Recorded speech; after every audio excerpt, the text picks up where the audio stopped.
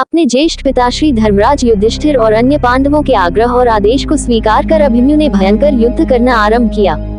वह जिधर भी निकलता उधर ही कौरव दल में हड़कंप मच जाता।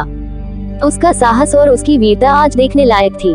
आज दैवीय शक्तियां भी अभिमन्यु की वीरता और युद्ध कौशल को रुककर देखने के लिए लालायित थी। कौरव दल को कुछ देर में ही यह आभास हो गया कि यदि आज अर्जुन युद्ध क्षेत्र में नहीं है तो उसकी कमी उसके सुपुत्र अभिमन्यु ने पूरी कर दी है। यद्यपि अभिमन्यु के सारथी ने उसे कुछ हतोत्साहित करने का प्रयास किया, परंतु उसने अपने सारथी से यह स्पष्ट कह दिया था कि सारथे, इन द्रोणाचार्य अथवा संपूर्ण क्षत्रिय मंडल की तो बात ही क्या है। विश्व विजयी मामा श्री कृष्ण और पिता अर्जुन को भी युद्ध में विपक्षी के रूप में सामने पाकर मुझे भय नहीं होगा। उसने अपने सारथी को आदेश दिया कि अब तुम बिना विलंब किए शीघ्र द्रोणाचार्य की सेना की ओर चलो। अति भयंकर संग्राम करते हुए द्रोणाचार्य के देखते देखते अर्जुन कुमार अभिमन्यु चक्रव्यूह का भेदन कर अंदर प्रवेश करने में सफल हो गया।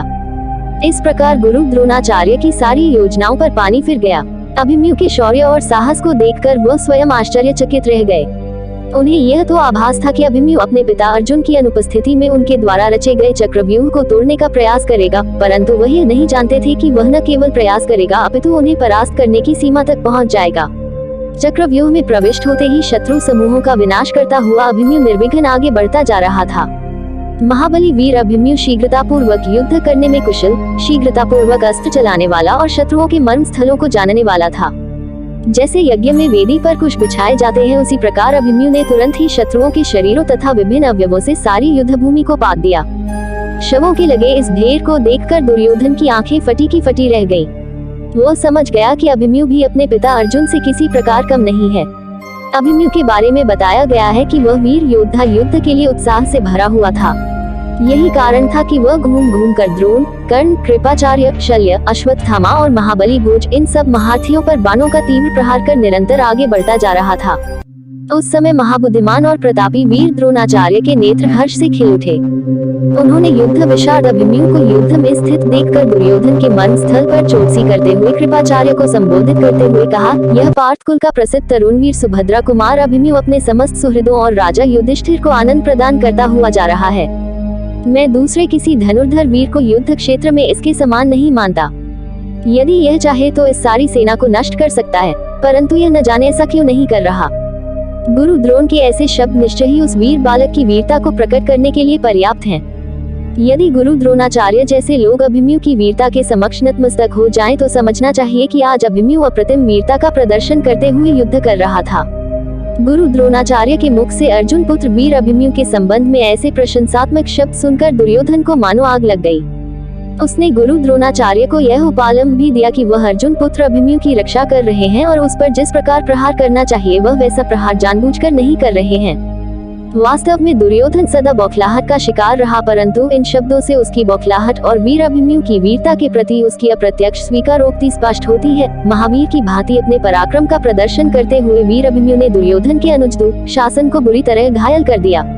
वह बाणों की गहरी चोट खाकर व्यथित होकर रथ की बैठक में बैठ गया। इसके पश्चात कर्ण पर भी अभिमन्यु भारी पड़ा। दो ही घड़ी में महापराक्रमी वीर अभिमन्यु ने एक बाण मारकर कर्ण के ध्वज और धनुष को काटकर पृथ्वी पर गिरा दिया। कर्ण जैसे महारथी ने कभी सपने में भी नहीं सोचा था कि जिस अर्जुन को वह लक्ष्य बनाकर चल रहा है, उसके सुपुत्र के हाथों उसे इस प्रकार की पराजय झेलनी पड़ेगी। अपमानित हुआ कर्ण ठगा सा देखता रह गया और वीर अभिमन्यु अपनी वीरता का प्रदर्शन करते हुए आगे बढ़ गया। कर्ण को संकट में पड़ा देख उसका छोटा भाई सुदृढ़ धनुष हाथ में लेकर तुरंत ही सुभद्रा कुमार का सामना करने के लिए आ पहुंचा। अपने भाई और कौरव सेना के गौरव कर्ण के लिए सुदृढ़ का इस प्रकार आना स्वाभाविक था। यद्यपि उसने यह विचार नहीं किया कि जो अभिमन्यु उसके महाधनुर्धर भाई कर्ण को पराजित कर सकता है, उसके लिए वह किस खेत की मूली है। अभिमन्यु ने अपनी वीरता का प्रदर्शन करते हुए कर्ण के उस भाई का मस्तक एक ही बाण से काटकर धरती पर गिरा दिया। इस प्रकार सुदृढ़ अभिमन्यु के समक्ष बहुत ही शिथिल सिद्ध हुआ और वह कुछ क्षणों में ही संसार से चला गया।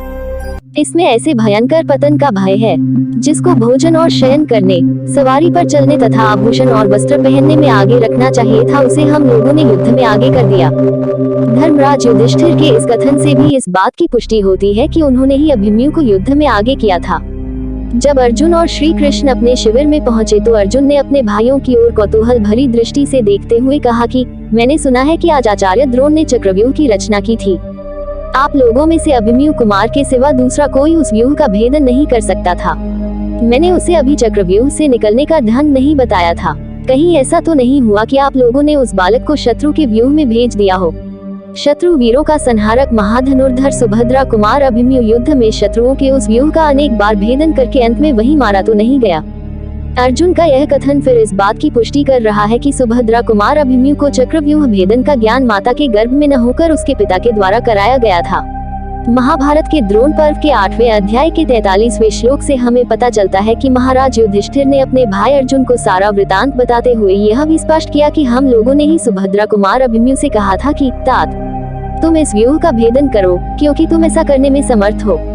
महाराज युधिष्ठिर ने अर्जुन को यह भी बताया कि तत्पश्चात द्रोण, कृपाचार्य, कर्ण, अश्वत्थामा, बृहद्बल, कृतवर्मा इन 6 महारथियों ने सुभद्रा कुमार को चारों ओर से घेर लिया। महाभारत के उपरोक्त प्रसंग में कहीं पर भी यह उल्लेख नहीं है कि अभिमन्यु के शरीर को या सिर को जयद्रथ ने लात मारी थी। द्रोण पर्व के 8वें अध्याय के 49वें श्लोक में धर्मराज युधिष्ठिर ने यह भी स्पष्ट किया है कि दुशासन के पुत्र द्वारा सभी महारथियों द्वारा रथहीन किए हुए अभिमन्यु को गदा के प्रहार से मार डाला गया। इसी अध्याय में अर्जुन ने कहा कि मैं आप लोगों के समक्ष सत्य प्रतिज्ञा करके कहता हूँ कि कल जयद्रथ को अवश्य मार डालूंगा। महाराज, यदि वह मारे जाने के भय से डरकर धृतराष्ट्र के पुत्रों को छोड़ नहीं देगा, मेरी पुरुषोत्तम श्री कृष्ण की अथवा आपकी शरण में नहीं आ जाएगा तो कल उसे अवश्य मार डालूंगा। जो धृतराष्ट्र के पुत्रों का प्रिय कर रहा है, जिसने मेरे प्रति अपना सौहार्द भुला दिया है और जो बालक अभिमन्यु के वध में प्रमुख कारण बना है, मैं उस पापी जयद्रथ को कल अवश्य मार डालूंगा। अर्जुन की इस प्रतिज्ञा में भी कहीं पर भी यह नहीं कहा गया है कि जिस जयद्रथ ने मेरे पुत्र अभिमन्यु की शव को लात मारी मैं उसे कल अवश्य मार डालूंगा। इस प्रकार यह स्पष्ट हो जाता है कि अभिमन्यु को चक्रव्यूह तोड़ने का ज्ञान अपनी माता के गर्भ में नहीं हुआ था, बल्कि उसके पिता के द्वारा बताने और समझाने पर हुआ था। दूसरे, उसे चक्रव्यूह तोड़ने के लिए उसके J7 पिता श्री धर्मराज युधिष्ठिर और उनके भाइयों ने ही तैयार किया था। तीसरे, लोक प्रचलित मान्यता के अनुसार जयद्रथ ने अभिमन्यु की मृतदेह को लात नहीं मारी थी, बल्कि उसके द्वारा पांडवों को गलत ढंग से रोक लेने की घटना से प्रेरित व आहत होकर अर्जुन ने उसका वध करने की प्रतिज्ञा ली थी।